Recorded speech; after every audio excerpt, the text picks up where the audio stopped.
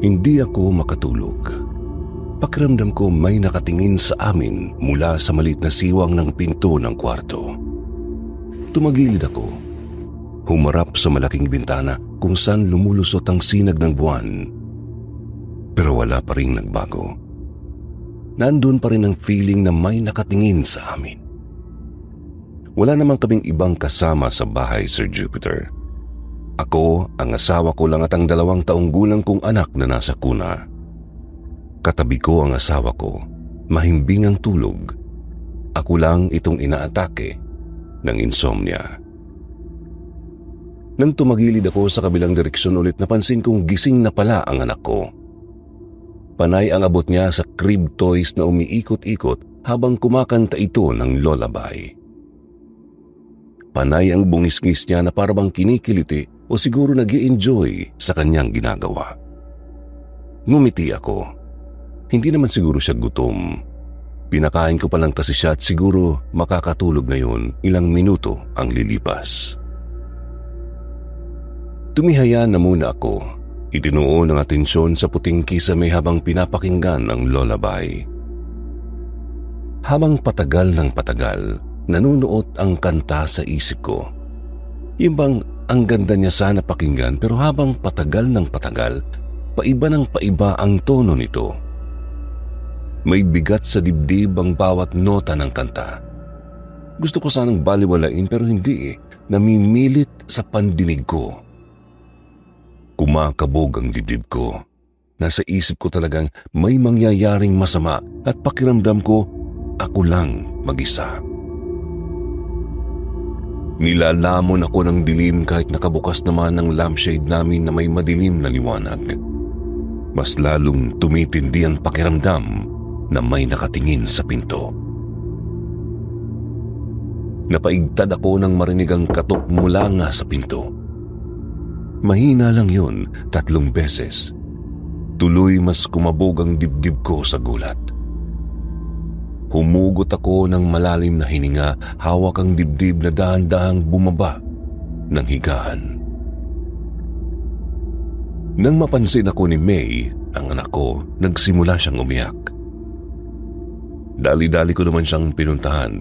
Kinuha sa kuna bago nilapitan ang pinto. Bago ko pa man mahila ang doorknob, narinig ko pang may kumatok ng 3 mahina na katok. Pagbukas ko, tumambad sa akin ang mukha ni Mama Lynn, nanay ng asawa ko.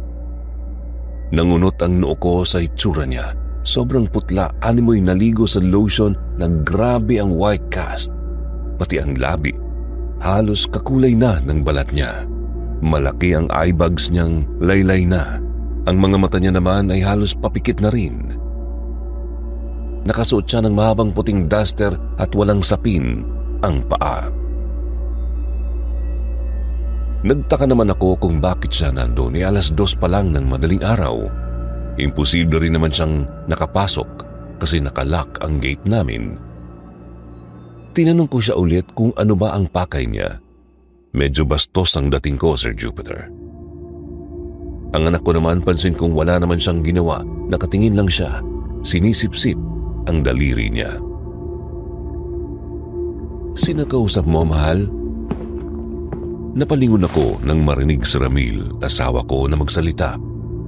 Bahagya akong umatras para ipakita si Mama Lynn. Nagtanong siya ulit kung sino ba ang kausap ko. Inatras ko pa ang sarili ko to the point na nabangga ko na sa likod ng pinto. At isinenyas pa nga si Mama Lynn na nasa harapan. Natigilan ako nang pagharap ko ulit kay Mama Lynn. Wala na siya. Sinabi ko sa asawa ko na ang nanay niya mismo ang kausap ko. Nagpalinga-linga pa ako dun sa daan kung saan nga ba siya nagpunta. Kausap ko pa lang yun, hindi ko nga siya napansin na umalis sa harapan ko. Taka namang tinapunan ako ng mga salita ng asawa ko. Wala ang nanay niya. Nasa ibang probinsya kasama ang kanilang ibang angkan. Nagpaalam daw yun kanina sa kanya na bibisita na muna kina Lola Amilda sa Bukidnon. Dito ako nagitlap. Dali-dali ko namang pinuntahan ang hagdan para siguraduhin wala talagang ibang tao. Pero nakita ko pa si Mamang dahan-dahang bumaba ng hagdan at kitang-kita ang weird ng kilos niya. Bagsak ang balikat, diretso ang tingin at pantay na pantay ang lakad niya. Nanindig ang balahibo ko. Napayakap ako ng mahigpit sa anak ko. Walang abala kami pareho ni Aya sa paglilinis ng bahay dahil papalapit na ng papalapit ang kaarawan ni May. Bali nung time na yon, nakatutok ako sa paglilinis ng kusina habang si Aya naman ay nasa sala. Kung ano-ano ang kinakalikot para i-prepare yung paglalagyan ng mga decorations. Sa kalagitnaan ng paglilinis ko ng kusina, narinig ko ang bungisngis ng bata at nakita ko pa mismo itong tumakbo sa harapan ko sa mesa. Dumiretso sa nakabukas na pintuan papunta sa likod ng bahay. As in, kita ko yung buhok niyang may pink na headband at ribbon. Tapos nung paglagpas niya sa mesa, napansin kong nakasuot siya ng bestidang puti, pulang sapatos at puting medyas. Napahinto ako sa pagpupunas ng mesa. Sinundan ko ang direksyon ng batang yun at tiningnan ang paligid kung meron bang kung sino doon. Hindi ko masasabing si May yun kasi wala naman siyang ganong dress at sapatos, tsaka matangkad ang batang yun kumpara sa anak ko. Tinawag ko si Aya at tinanong kung meron ba kaming bisita. Hindi siya sumagot. Naririnig naman na sana ang boses mula ron papunta sa sala kong pasigaw. Kaya naman iniwan ko saglit ang pampunas sa ilalim ng mesa. Pansin ko rin na may kaunting alikabok pa yung bandang gilid bago ako umalis. Nakita ko si Aya kasama si Mama Ena. Naka-wheelchair ito. Habang dahan-dahan siyang tinutulak ni Aya, pansin kong ginagalaw-galaw niya ang ulo at tinatap-tap niya ang mga daliri sa ibabaw ng hawakan ng wheelchair. Para bang meron siyang meloding sinusunod sa isip niya. Tinanong ko si Aya kung meron bang ibang taong nasa bahay kasi may nakita akong batang tumakbo palabas mula dun sa kusina. Taka namang ngumiti sa akin si Aya bago siya umiling. Hindi talaga ako pwedeng magkamali. Batang babae yun. Klarong-klaro ang nakita ko kanina. Humugot ako ng malalim na hininga. Pilit na binaliwala ang tungkol doon. Nilapitan ko si Mama Ena. Humarap at tinalikan siya sa pisngi. Paglayo ko ng bahagya sa kanya, tumigil siya sa ginagawa niya at tiningnan ako. Yung titig na sobrang shock siya, pero at the same time, may part na parang hindi niya ako kilala. Napalunok ako. Dahan-dahan niyang itinaas ang kamay niya sa akin. Nakaturo ang hintuturo sa direksyon ko. Umangat ang kanyang labi na parabang may gusto siyang sabihin. Pero pansin kong pataas ng pataas ang kamay niya at paiba ng paiba ang direksyon ng mga mata niya. Lumingon naman ako sa likuran. Wala naman akong nakitang kung sino sa likuran ko. Pagtingin ko ulit kay Mama, nakatingin na siya sa akin. Naandun pa rin ang ekspresyon niyang nakanganga na parabang hindi niya ako nakikilala. Pagkuway nagpaalam na ako para ituloy ko na lang ang ginagawa sa kusina. Pagdating ko doon, nagtaka ako kasi wala na ang pampunas ko sa lamesa. Hinanap ko naman ito ng hinanap pero hindi ko nakita sa loob ng kusina. Pagtingin ko naman doon sa bandang maalikabok pa sa ibabaw ng mesa, nagulat ako nang makita ang imprenta ng kamay ng isang bata. Dito na dumagundong ang dibdib ko, Sir Jupiter. May mali talaga. Kumuha na lang ako ng ibang pampunas at pinagpatuloy ko na ang ginagawa ko.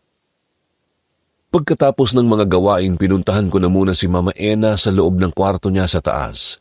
Nakita ko siyang dinuduyan-duyan ng sarili sa rocking chair. Nakaharap sa malaking bintanang pinagawa ko para lang sa kanya. Pansin kong nakasuot siya ng pulang medyas at isang puting headband na hindi ko naman naaalalang inilagay sa kanya, Sir Jupiter. Naalala ko na naman ang tungkol sa batang dumaan kanina sa kusina. Parehong-pareho kasi ang design ng headband. Mabuti na lang at saktong dumaan si Aya kaya natanong ko siya kung meron ba siyang biniling ganun kay Mama. Umiling naman siya.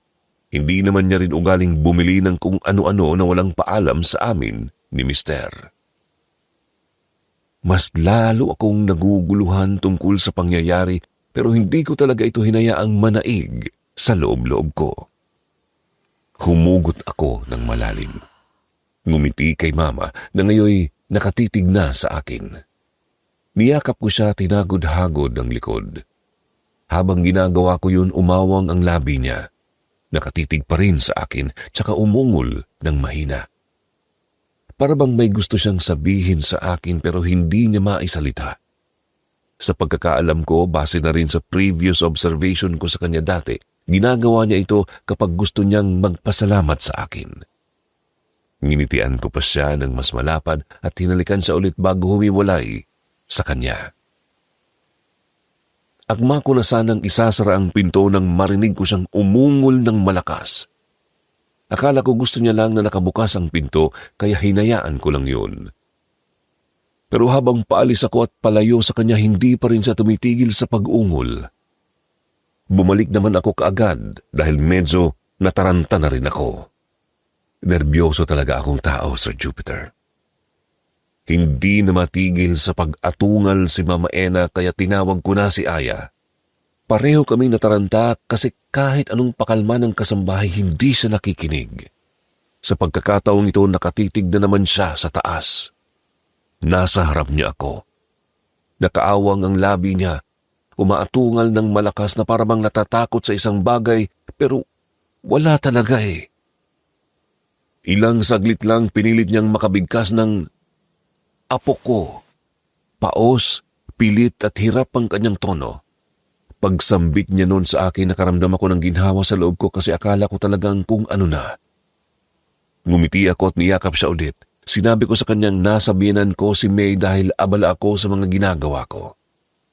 Pagbitaw ko sa kanya, binigkas niya ulit yun. Nagkatinginan kami ni Aya. Parehong naguguluhan pero napansin ko ang kanang hintuturo niyang nanginginig na gumalaw. Itinaas, pilit nitong tinuturo ang kung anumang gusto niyang iparating sa akin. Nang masiguro niyang nasa tamang posisyon na ang kanyang mga kamay sa kanya, binigkas ulit ang apo ko. Sinundan ko ng tingin ng mga daliri niyang yun at natigil ang mga mata ko dun sa pader na may drawing ng stickman. Nakalagay dun sa drawing sa Jupiter, may 3 maliliit na stickman na sa tingin ko ay mga bata. Tapos sa kanilang likuran ay isang babaeng straight lang ang katawan. Nakahawak ang 2 kamay niya sa magkabilang balikat ng 2 bata sa 2 gilid. Pansin ko sa mga ngiti nila napakalapad at yung mga mata nila may ekis. Parang nasa field ng mga taong yun base sa drawing na ground na mukhang damo. Yung bang maliliit na V na pinagtabi-tabi at merong square. Tapos sa likod naman nila may malaking bahay na may 2nd floor. Wala akong nag-gets kung bakit panay ang bigkas ni Mama sa apo niya. Ang mas tumatak sa isip ko talaga ay ang tungkol sa drawing na yun. Makapanindig balahibo. Tsaka sino kaya ang nag-drawing nun? Nandun na kaya yun nun pa? Ngayon ko lang talaga napansin. Hindi naman kasi abot ni May yun kung sakaling siya man. Kung dati pa yun doon, sa pagkakaalam namin ni Ramil, walang apot-anak ang nakatira doon. Parehong matandaan ang may-ari at umalis sila 2 taon nang nakalipas bago pa man namin nabili ang bahay at lupa. Ang nag-asikaso pa nga nun, kapatid niyang nasa Japan. Regardless, hinalikan ko si Mama at lumabas na ng kwarto. Iniwan ko na muna siya kay Aya. Nagpatuloy ako sa paglilinis sa baba habang abala pa ang isa. Pero halos hindi na rin ako makapag-focus kasi parang may mali eh. Kumakabog na ang dibdib ko. Hindi ko naman gustong mag-isip ng kung ano-ano pero hindi ko maiwasan.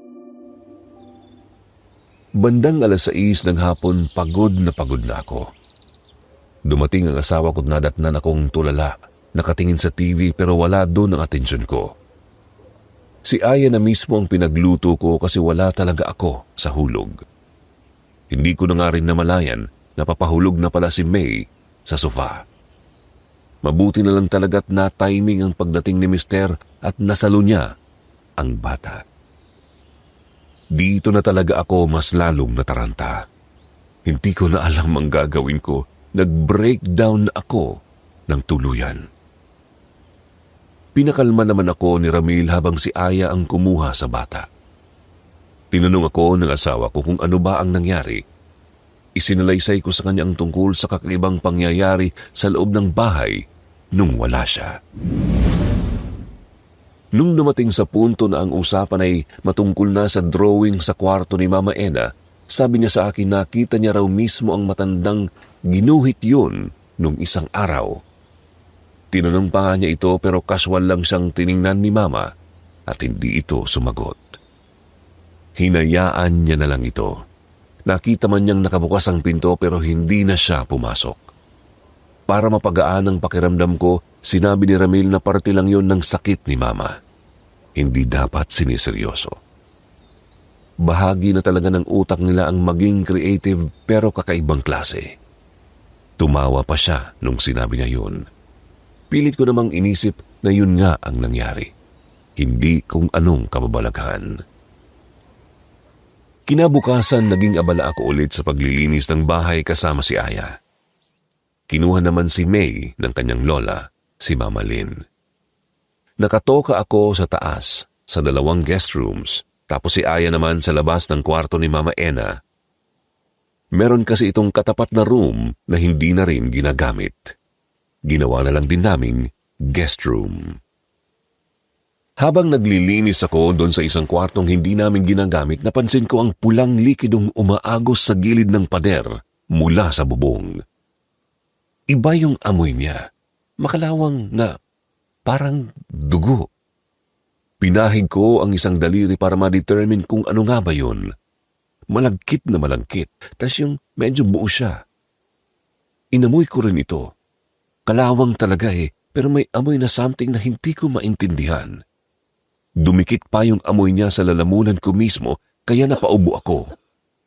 Masasabi ko sanang kalawang siya talaga pero kung tutuusin, bago lang ding palit ang kisame, kaya bakit naman kakalawangin agad-agad kung sakali?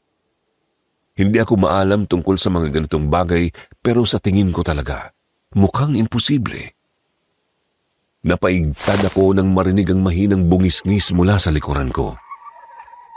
Pagtingin ko sa pinto, saktong nakita ko ang batang babaeng nakita ko kahapon. Nakatalikod ito. Hindi siya nagpakita ng mukha niya, basta lang tumakbo palayo. Sinundan ko naman siya kaagad, Sir Jupiter, pero hindi ko na nakita kung saan nga ba siya pumunta kasi nasa bandang gitna yun ng 2 pang kwarto. Sa harap naman, meron pang malaking kwarto na siyang sa aming mag-asawa at anak.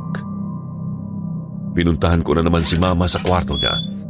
As usual, nandun siya sa kanyang rocking chair, nakatingin lang sa bintana. Nang tingnan ko sa katapat na kwarto si Aya, napansin kong nakaharap siya sa lumang aparador at mukhang may binabasa. Tinawag ko naman siya. Lumingon siya sa akin at sabay na inilapag ang lumang notebook na hawak niya. Kunot ang noo kong tinanong kung ano yun at kung saan niya nakuha. Dun daw sa ilalim ng aparador mismo. Out of curiosity, kinuha ko yun. Itim na notebook, Sir Jupiter. Mukhang leather ang cover pero tupi na at may bahid ng kaunting sunog sa bandang ilalim. Pagbukas ko nito, umalingasaw ang amoy luma na hinaluan ng aroma ng kape at alikabok. Medyo bura na ang mga nakasulat doon at dikit-dikit na rin ang ilang mga pages. May bahid ng patak ng tubig ang ilang bahagi. Pagbuklat ko doon sa bandang gitna, may nabasa akong sulat. 1965. Tapos doon sa kaliwang page, may parang pula. Imprenta ng siguro dugo tas gamit yung daliri kasi naka-shape, Sir Jupiter. May nakasulat naman pero hindi siya mabasa ng maayos. Pareho kaming na-curious ni Aya, kaya panay ang hula namin sa bawat letrang medyo klaro. Ang ilang napulot namin doon ay ang mga salitang to: patay, nanay, ulo, lote, Zambales, Sadia. Hindi namin naiwasang kilabutan ng mabasa ang mga yon para kasi siyang diary mismo, Sir Jupiter. Sa kalagitnaan ng pagchichismisan namin, narinig namin ang kalabog sa likod. Naagaw ang pansin namin ng isang vase na makapal ang glass. Nahulog pala ito mula sa lalagyan cabinet. Gumulong pa ito patungo sa pader at medyo nag-bounce. Pagtingin ko sa bandang yon, napansin ko ang frame na nakasabit doon. Larawan ng isang babaeng nasa 20s. Halatang luma na ang frame na yon kasi naninilaw na rin ang picture at hindi rin gaanong pansin sa panahon na yon ang design ng gilid-gilid. Ang ganda ng babae doon sa picture, Sir Jupiter. Balingkinita ng katawan niya, maputi at mukha siyang mestisa. Matangos ang ilong, V-shaped ang mukha. Mapungay ang mga mata at maliit ang labi. Kulot ang buhok niyang nakatrim at elevated sa magkabila ang gilid. May suot din siyang headband na puti. Nakasuot siya ng A-line dress na may plaid na disenyo. Klarong-klaro na vintage talaga, Sir Jupiter. Maikli lang ang manggas, doble ang botones na sa harap na hanggang pababa sa may belt area. Patterned ang damit niya at mukhang terno ang damit at saya. May suot din siyang fashion gloves. Bagya siyang nakatihaya sa beach folding bed sa labas ng bahay na pininturahan ng puti. Dahil bagyang tiklop ang kanyang paa, napansin kong nakasuot siya ng pulang sapatos at puting medyas. Nagitla ako. Ang batang yun, ang batang nakita ko kahapon ang nakasuot ng puti. Posible kayang siya nga yun? Gulat na gulat akong napatingin kay Aya pero mas lalong tumigil ang mundo ko nang tumambad sa akin ang isang batang babae. Paglingon ko, wala si Aya. Hindi ko alam kung saan na nga ba siya nagpunta. Sa pagkataranta natumba ako sa bahaging yun at hindi ako kaagad nakabangon. Kitang-kita ko ang mukha ng bata. Mistisa pa rin ito gaya nung nasa picture pero bata ang hitsura. May 5 galos ang mukha niya at presko pa ang dugong lumabas dito. Hindi ko na nakayanan. Sumigaw ako. Pilit kong binabangon ang sarili pero hinang-hina ang mga tuhod ko sa takot. Gusto ko ring makaalis sana doon pero wala akong lakas. Nangilid na ang mga luha ko. Malakas ang kabog ng dibdib ko na para bang saasabog na. Mabuti na nga lang at narinig ako ni Aya. Nakita ko siyang pumasok at dali-dali akong pinuntahan. Kaagad niya akong ni-rescue, Sir Jupiter. Ang bigat ko na parabang nakadikit ang katawan ko sa sahig. May kung sinong pumipigil sa akin pero pasalamat na lang ako't hindi ako sinukuan ni Aya. Nang sa wakas ay nakaalis na kami, kaagad niyang isinara ang pinto. Pareho kaming hingal na hingal. Napadausdos kami pareho sa sahig. Habol-habol ko ang hininga ko at rinig na rinig ko na halos ang kabog ng dibdib ko sa loob. Natulala ako ng ilang minuto. Si Aya naman nung nakakalma, nanginginig akong tinanong kung ayos lang ako. Hindi ako nakasagot. Malinaw na malinaw ang mukha ng bata at ang mga galos sa mukha niya. Maraming tanong sa isip ko. Gusto ko siyang masagot isa-isa pero paano? Kailangan ko bang tawagan ang dating may-ari ng bahay? Paano na lang kung tanungin ako kung bakit ko kailangan ng mga kasagutan sa mga yun? Sasabihin ko kaya sa kanila ang tungkol sa nangyayari. Dahil sa pagiging balisa ng utak ko, hindi ko narinig na dumating pala si Papa, ang biyenan kong lalaki. Inihatid niya si May sa bahay. Nang makita niya ang sitwasyon namin, kaagad siyang nataranta. Muntikan ba niyang mabitawan ang anak ko? Nerbiyoso rin kasi si Papa. Nagtanong siya kung ano ang nangyari. Tulala ko namang sinabi ang tungkol dun sa nakita ko. Hindi ko alam kung ano ang naging reaksyon ni Papa pero narinig ko siyang humugot ng malalim na hininga. Pagkuway inalalayan niya akong makatayo. Pumasok kami sa loob ng kwarto ni Mama Ena. Nang maramdaman niyang merong pumasok, bahagya siyang napatingin sa amin pero nanatili pa rin ang katawan niya sa rocking chair. Nang makita niya si Aya, lumiwanag ang mukha niya at tinawag ito. Dahan-dahan namang lumakad ang bata papunta sa kanya. Pinaupo ako ni Papa sa kama at inutusan niya si Aya na kumuha ng tubig. Tinanong ako ng tinanong kung ano ba ang kabuuang nangyari at kung bakit ko nga ba binuksan ang kwartong yun. Nagpaliwanag naman ako sa kanya na wala kaming intensyong iba kundi ang maghanda na rin para sa darating na kaarawan ni May. Hindi siya nagsalita. Ilang minuto kaming natahimik bago siya nagpaalam sa akin.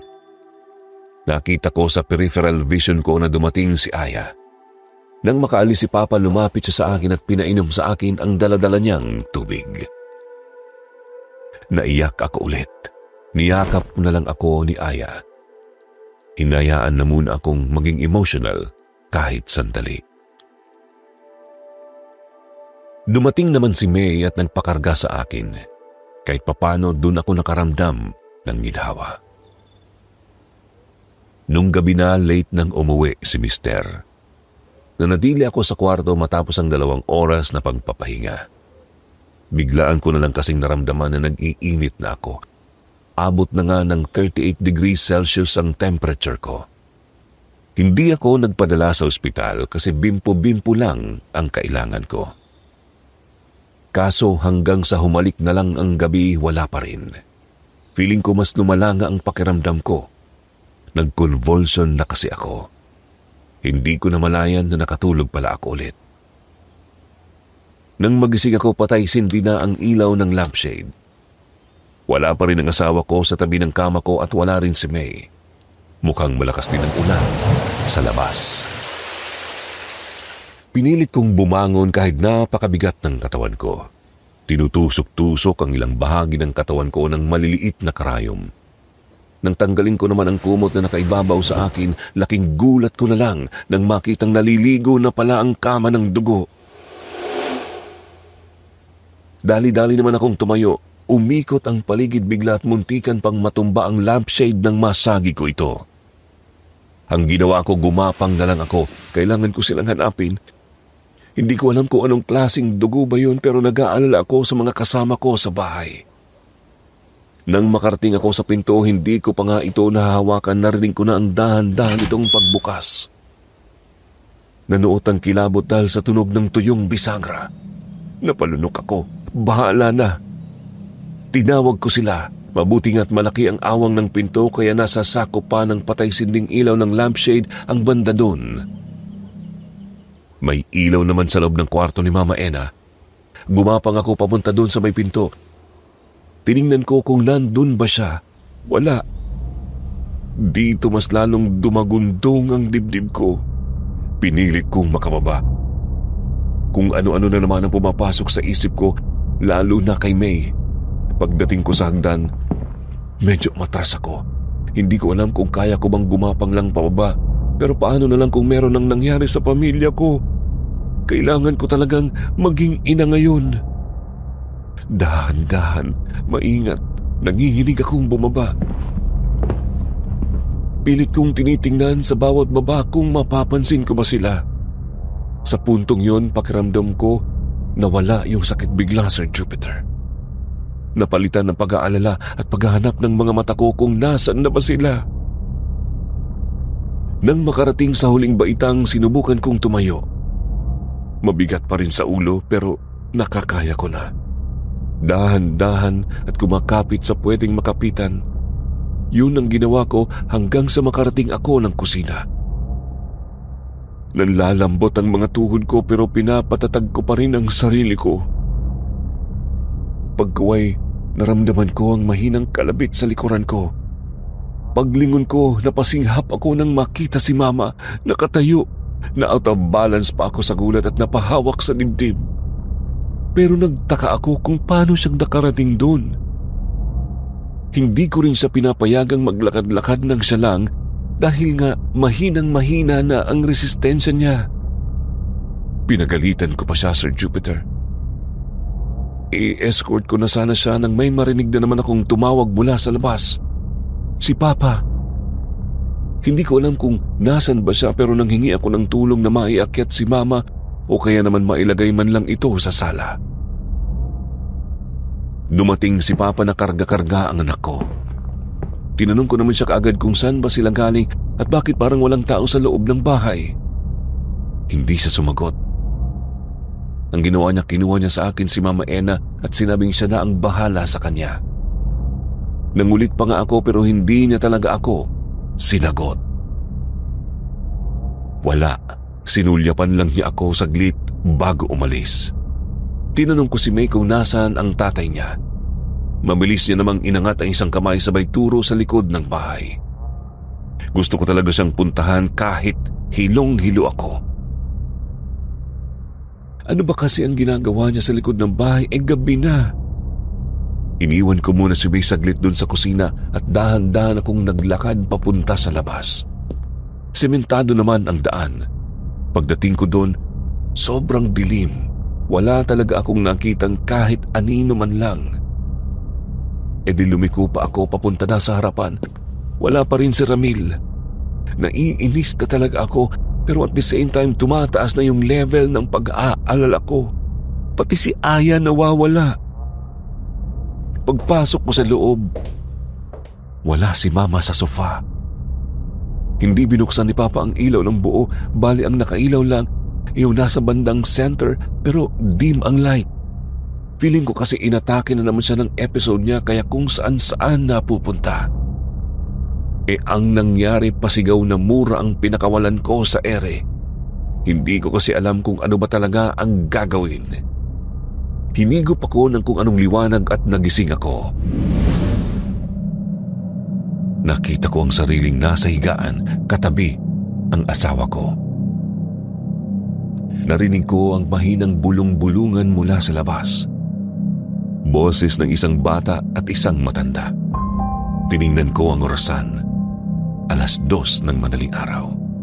Tiningnan ko ang crib ni May. Nandun siya, mahimbing ang pagkakatulog. Nakapatay ang hanging toy niya.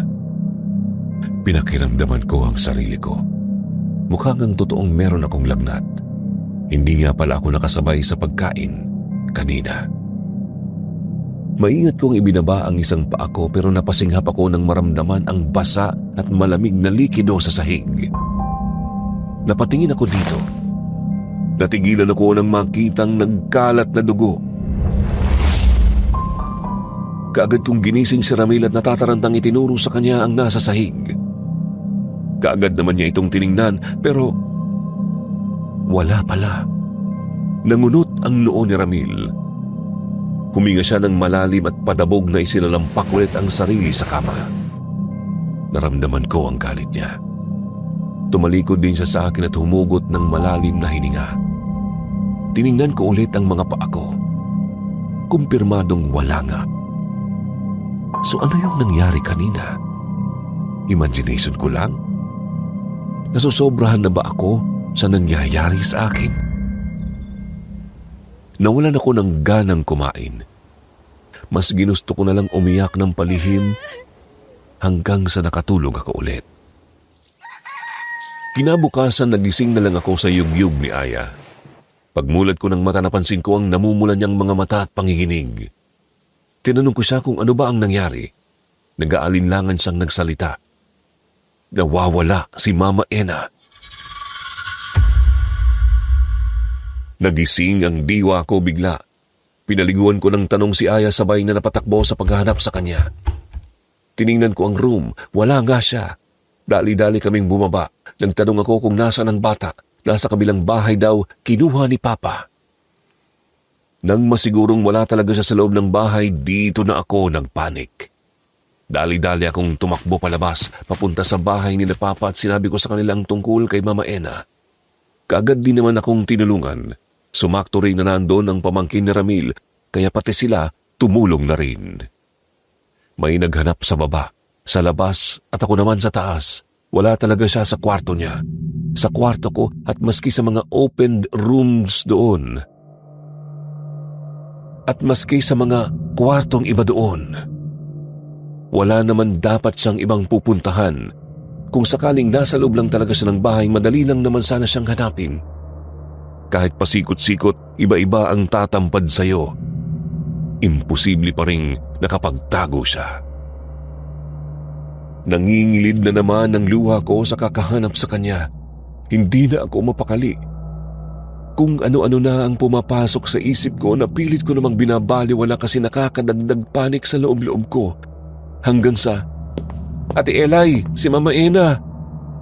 Dito mas lalong dumagundong ang dibdib ko, Sir Jupiter. Nang hina ang tuhod ko. Pakiramdam ko rin bumagal ang oras at bumigat ang paligid. Bumara ang takot sa lalamunan ko.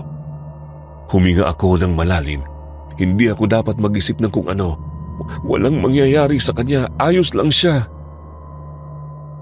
Pinuntahan ko ang likod ng bahay, dun sa munting garden na nooy alagang-alaga niya nung time na hindi pa malala ang sakit niya. Napahinga ako ng maluwag nang makita siya doon, nakahiga. Akala ko kinakausap ng mga pamangkin ni Ramil pati si Aya, pero nung lumapit ako, nagunaw bigla ang mundo nang makita ang duguan niyang mukha. Meron ito. Hindi nagawang ipagdiwang ang birthday ni May dahil sumaktong pangatlong araw ng burol ni Mama. Kaya pagkatapos ng 2 linggo, nagpasya kaming mag-asawang magkaroon ng maliit na salo-salo kasama ang pamilya niya para officially celebrate ang kaarawan ng anak ko. Malungkot pa rin. Hindi napawi ng kung anong pagkain, kantahan at kung ano-ano pa ang naramdaman ko. Dahil nalugmok ako sa lungkot, dito mas lalong lumala ang sitwasyon sa lugar na yon, Sir Jupiter. Isang gabi, inatake na naman ako ng insomnia. 1:00 na lang ng madaling araw, hindi ko pa rin magawang makatulog. Pakiramdam ko may nakatingin sa aking ibang tao kahit kami-kami lang naman ang nandoon. Iniiwan namin laging nakaawang ng kaunti ang pinto at dun talaga pakiramdam ko may nakatingin sa amin. Pinagmamasdan kami ng pamilya ko habang natutulog. Humarap ako sa bandang bintana pero ganun pa rin ang pakiramdam ko. Lalo tuloy nanindig ang balahibo ko kasi mukhang may figura ng malaking tao dun sa upuan na katabi lang ng bintana. Walang ilaw, Sir Jupiter. Nakabukas ang lampshade namin pero dark green ang ilaw nito. Humarap ako ulit sa kabila, dun sa banda kung saan nakahiga ang asawa ko. Sa tabi niya naman ay ang kuna ng bata. Nakita kong may gumagalaw-galaw dun sa pader. Anino pala ng kamay ng anak ko. Pilit niyang inaabot ang nakasabit na laruan sa harapan niya. Napangiti ako, gising na pala siya. Napapaaga ko minsan ang gising ng anak ko. Sabi naman ni Mama Lynn, normal lang daw yun sa bata. At mas okay daw yun kasi hindi ko na kailangan pang gisingin siya para kumain. Anyway, napangiti ako habang pasimple ko siyang pinagmamasdan mula sa higaan. Pilit niyang inaabot ang laruang guhit star habang bumubungis-ngis. Maya-maya lang narinig ko ang mahihinang sunod-sunod na katok. 3 beses. Dahan-dahan akong gumalaw para hindi sana ako mapansin ng bata, pero kahit anong ingat ko, napansin pa rin ako ni May. Umatungal ito. Napailing na lang ako bago ko siya nilapitan. Kinarga ko siya bago pinuntahan ang pinto. Pagbukas ko, kausap ko pa lang yun eh. Ni hindi ko nga siya napansin na umalis sa harapan ko. Taka namang tinapunan ako ng mga salita ng asawa ko. Wala ang nanay niya. Hindi ako makapaniwala sa sumunod na pangyayari. Kitang-kita ng 2 kong mata kung paanong unti-unting luminis ang nakalunod at kulumot na bedsheet. Halos hindi ako nakahinga sa takot. Nanlambot ang mga tuhod ko. Gusto kong magsalita pero may nakabara na malaking bato sa lalamunan ko. Mabuti na lang talaga't dumating si Ramil, dala-dala si May. Binuksan niya ang ilaw. Nang makita akong putlang-putla sa higaan namin, nataranta siya bigla. Kagad siyang lumapit at magtanong kung ano ang nangyari. Dahan-dahan kong itinuro ang kama at napahagulgol. Walang sinabi si Ramil. Basta ko nalang naramdaman na pinasandal niya ako sa balikat niya at hinagod-hagod ang likod ko. Doon lang ako nakatulog. Kinabukasan man ng alas 8 na ng umaga ako nagising. Mabuti na nga lang at Sabado yun, walang pasok si Ramil. Kaya siya na muna ang nag-alaga kay May. Pagbaba ko, nandun na ang binan kong babae. Katulong si Ramil sa kusina. Nang makita ako ni Mama na paismid siya, tinaasan ako ng kilay. Pagko ay ibinaling ang atensyon kay May na nakaupo sa mesa. Narinig ko siyang nagsalita. Sabi kay Ramil, mukha raw akong hindi nanay. Walang pakialam sa anak at sarap buhay lang. Ni kahit pagpakain sa bata sa tamang oras, hindi ko daw magawa. Naging tamad na ako simula nung mawala ang nanay ko mismo. Para bang gusto kong sumunod na lang din ang apo niya sa mama ko. Hindi siya pinansin ni Ramil kaya hindi ko na rin siya pinatulan. Naalala ko ang tungkol sa nangyari kagabi, kaya tinanong ko siya kung pumunta ba siya sa bahay nung bandang 1:00 ng madaling araw. Doon na pumansin si Ramil at tinanong niya rin si Mama in support sa sinabi ko. Patawan niyang tinanong kami pabalik kung ano ang gagawin niya sa ganong oras sa bahay namin. Hindi naman daw siya tulad ng asawa ni Ramil na basta nalang pumapasok sa ibang bahay. Bumagsak ang balikat ko. Hindi na lang ako nagsalita. Kinuha ko ang bata sa kanya at dinala sa taas para padidiin ito.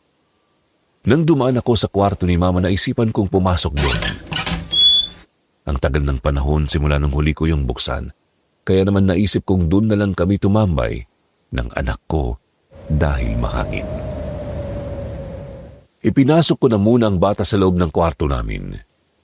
Ipinasok sa kunan niya bago lumabas at kinuha ang susi ng kwarto ni Mama. Nang makabalik ako, binuksan ko kaagad ang kwarto niya. Sinalubong ako ng amoy niya. Amoy mahogany perfume.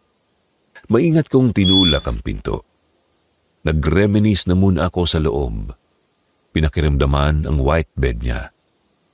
Ang dating paborito niyang vanity at rocking chair, wardrobe at kung ano-ano pa. Bumalik ang lahat ng alaala na meron kami. Sa kalagitnaan ng pag-aalala ko sa kanya, narinig ko ang mahinang katok mula sa pinto. Pagtingin ko rito, si Aya pala.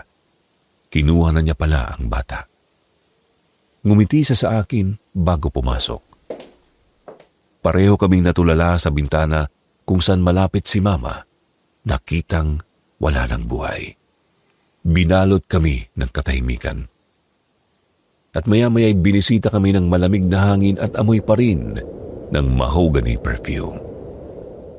Si Mama Ena yun, panigurado. Binasag ni Aya ang katahimikan. Nagbigla siyang magtanong kung may alam ba ako tungkol sa drawing ni Mama Ena. Natigilan ako. Napatingin ako sa kanya at nagtanong kung bakit. Ano bang meron dun? Ngumiti siya, nakatingin sa kawalan. Hawak-hawak niya si May na pinatong ang paa sa istante. Sinabi niyang matagal nang sinabi yun ni Mama Ena pero mahigpit siyang nagbilin na huwag magsasalita hanggat hindi pa siya namamatay. Kinilabutan ako bigla. Ano bang ibig niyang sabihin? Inimbitahan niya akong maupo kami doon sa kama at hayaan ng batang maglaro sa sahig. Yun na nga rin ang ginawa namin. Nang makapwesto na kami, sinimulan niya ang kwento. Ito po yun, Sir Jupiter. Bale, may alam pala si Mama Ena tungkol sa history ng bahay na yun. Hindi naman na ako magtataka kasi taga-Paranaque rin si Mama at malapit lang dito ang lugar kung saan siya lumaki.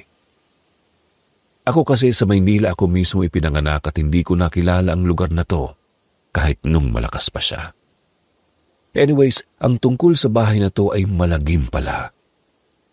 Dati itong pag-aari ng mag-asawang itatago ko na lang sa pangalang Doña at Senyorito Chufilo.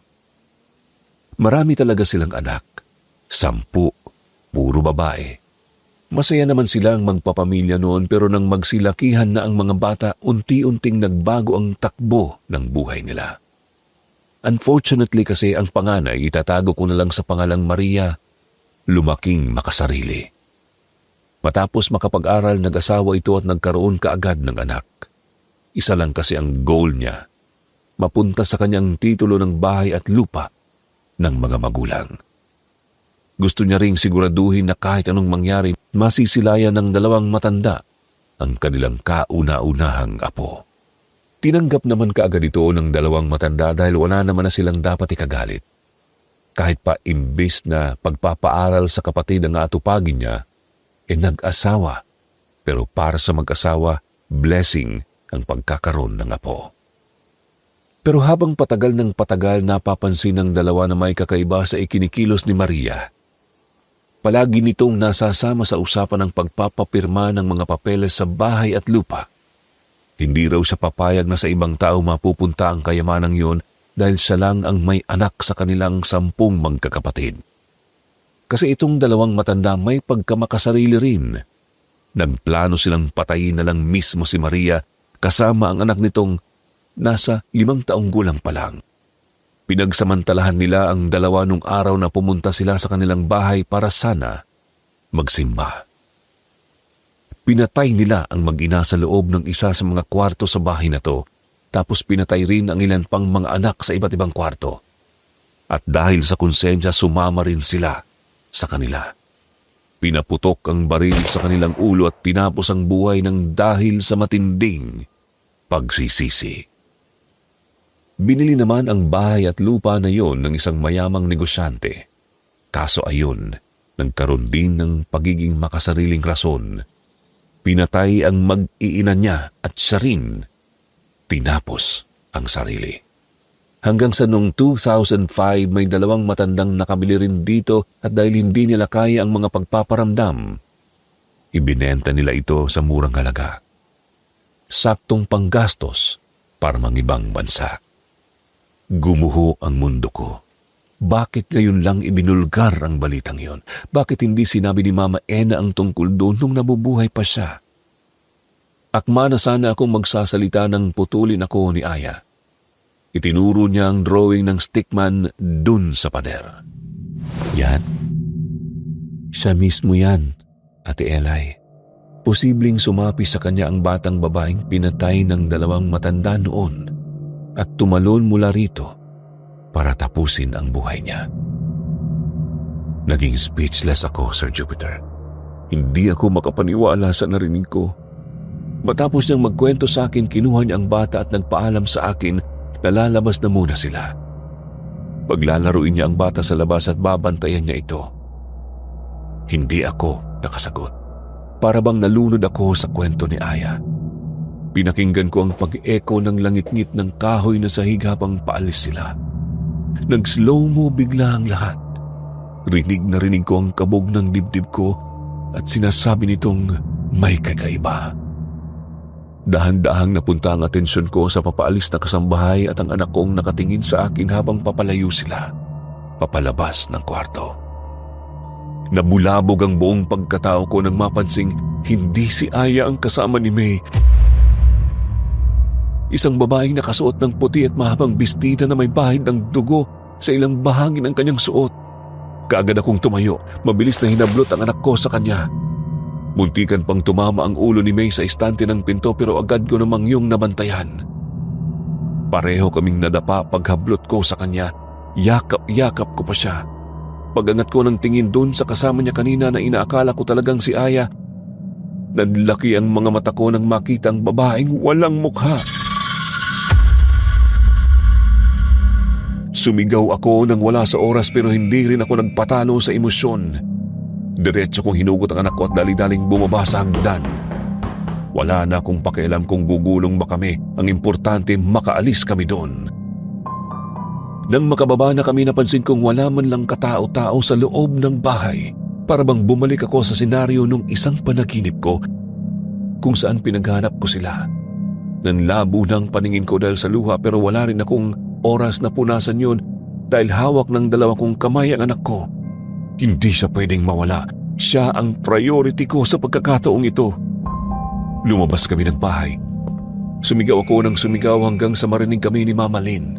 Nang makita niyang hindi na kami halos makalakad at nakahandusay na lang sa sahig, Si May naman ay iyak ng iyak, dali-dali niyang tinawag si Papa at tumakbo sila papasok. Sinabi ko sa kanilang may ibang tao sa bahay kailangan naming makaalis sa lalong madaling panahon. Pero hindi pumapayag si Mama Lynn. Paliwanag ako ng paliwanag tungkol sa nangyari pero hindi pa rin sila naniniwala sa akin. Si Papa naman naguguluhan na rin. Ang ginawa niya, inalalayan niya ako at dahil ayokong bumalik sa bahay na yon, napilitan si Mama Lynn na ipasok nga ako doon sa bahay nila. Doon ko nakita si Aya na abala sa ginagawa. Si Ramil naman wala. Hinarap ko sa kay Papa. Inutusan daw ni Mama Lynn na bumili ng kung ano sa malayong lugar. Nagtaka ako sa inasta ni Mama Lynn. Mukhang may tinatago talaga sa akin. Nabasa ko yung galit niya at parang hindi magandang pakikitungo sa araw na yon. Though sanay na ako, Sir Jupiter, sa araw na yon may something akong naramdaman. Hindi ko alam kung saan ko nakuha ang lakas ng loob kong bigla na lang hinablot ang kamay niya at pinaharap ko sa akin. Tinanong ko siya ng diretsahan sa mata. Ano ang kailangan niya sa akin at kung ano ang problema niya sa pamilyang sinimulan namin ni Ramil. Nung una medyo maang-maangan pa siya pero later on, napilitan siyang umamin. Galit nga siya sa akin. Meron kasi siyang type na babae para sa anak niya, kaso ayun, tuluyan na akong itinali sa anak niya bago pa man siya makagawa ng paraan. Tapos ito pa ang malala. Yung bahay pala alam niya ang tungkol sa kung ano ang meron doon at ang balak niyang gawin, hayaan akong mamatay doon para makapag-asawa ulit si Ramil. Habol na habol na kasi ang loteng yun dahil nga alam niyang papaboran siya ng babaeng gusto niya kay Ramil. Magagawan niya lahat ng gusto niya. Masusunod ang kung anumang gusto niyang mangyari at siya mismo ang magdedesisyon para sa kanila.